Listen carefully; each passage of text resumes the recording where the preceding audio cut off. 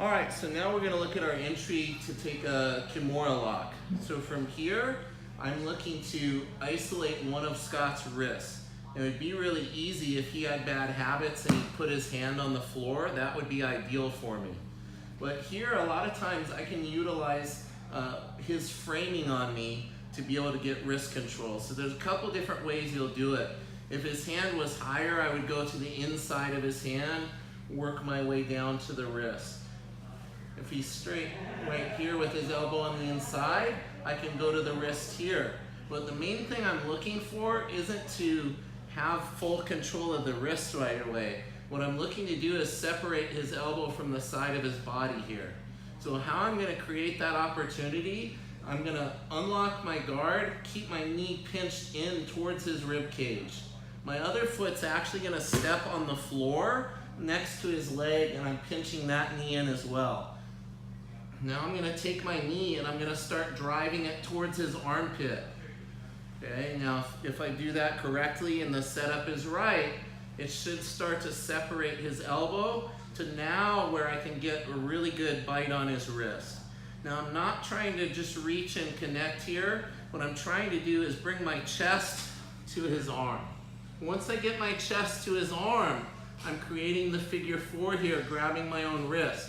But it's not going to be my arms that finish this by themselves. I want to get my whole body involved. So from here, using the foot on the outside, I'm going to start working my leg up onto Scott's back. So I'm turning towards my side and pinching my knee behind his shoulder. Now I'm simply going to bring his wrist up the same path that my knee is on to finish the lock. Alright, so looking at our entry for the Kimura once more, the main thing here is that I create separation between the elbow and the side of his body.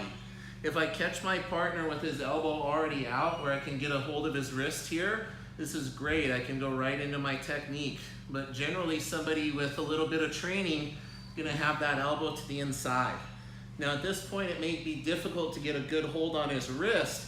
I can get a hold of the material here or the wrist, but what I want to make happen is create the separation between his elbow and his ribs. My guard is going to open and I'm going to drive my knee up the side of his body towards his armpit to create this L shape to where now I have solid wrist control and I can bring my chest towards his forearm.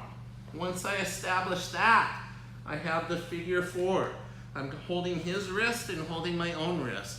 I'm not going to stop here with my hips pointing towards the ceiling though. I'm going to use the foot on the floor on the other side to scoop myself out until I'm on my side, facing the same way as Scott's head. I'm pinching my knee behind his shoulder here. So everything is isolating that shoulder joint. Now I'm going to bring my partner's wrist up the line of my leg. I also need to make sure that my leg on the far side is hugging his leg or his hip. I can't allow this to come to the mat. This will allow my partner to try to roll or step over to free himself. So here, very important that we have this leg hugging on the opposite side while we pinch everything together. Now I'm very slowly going to bring this arm up this line to get the finish.